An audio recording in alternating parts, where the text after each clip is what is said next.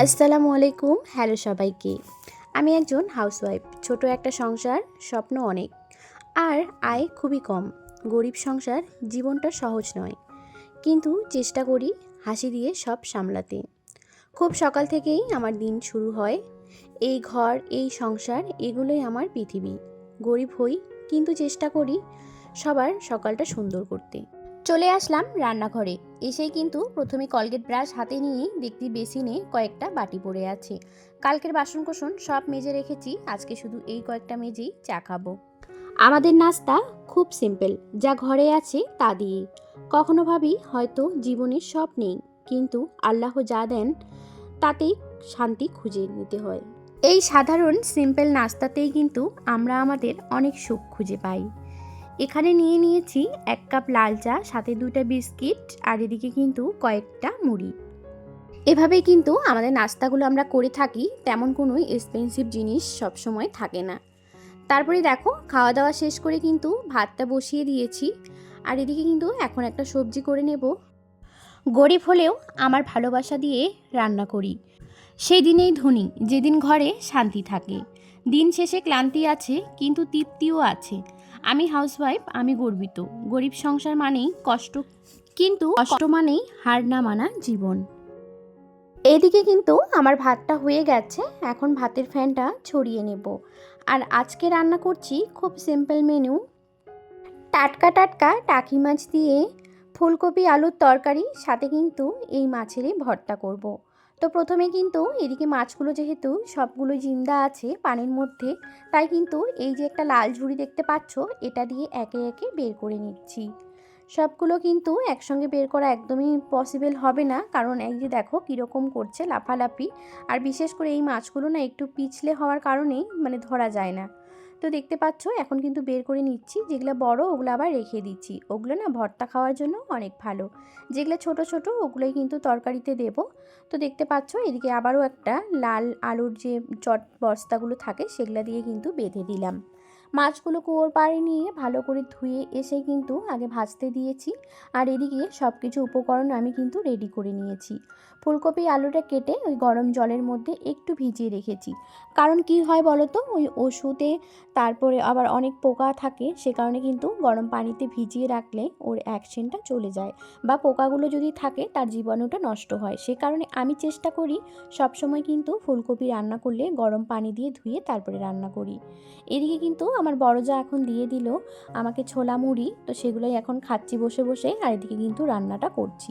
দেখতে পাচ্ছ ফুলকপি আলু দিয়ে দিয়েছি, পেঁয়াজ টেয়াজ ভেজে একদম। তারপরে কিন্তু একটা বড় সাইজের টমেটো দিয়ে দিয়েছি। এখন কিন্তু সবগুলো ভালো করে ভাজতে হবে, তাহলে না হলে কিন্তু ওই ফুলকপি থেকে না একটা কীরকম একটা গন্ধ থাকে, স্মেলটার জন্য একটু ভালো পরিমাণে ভাজলে কিন্তু সেই স্মেলটা আর থাকবে না। ওদিকে কিন্তু রান্নাটা একদম বসিয়ে ঢাকা চাপা দিয়ে চলে আসলাম বেডরুমে। প্রথমে এসেই কিন্তু বিছানাটাকে ক্লিন করে নেব।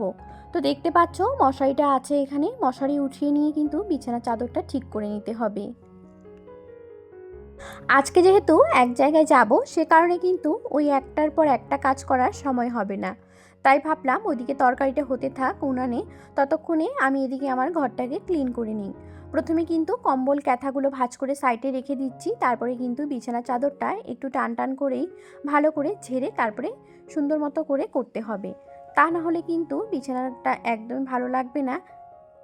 বিছানার চাদরটা একটু টান টান করে দেই। অগুছানো বিছানা দেখলে মনটা একদম বিচ্ছিরি লাগে। তাই যত ব্যস্ততায় থাকুক, সকালের বিছানা গোছানো আমার প্রতিদিনের অভ্যাস। একজন গৃহিণীর কাজ কারো চোখে পড়ে না, তবুও আমি করি, কারণ এই ঘরটা আমার গর্ব।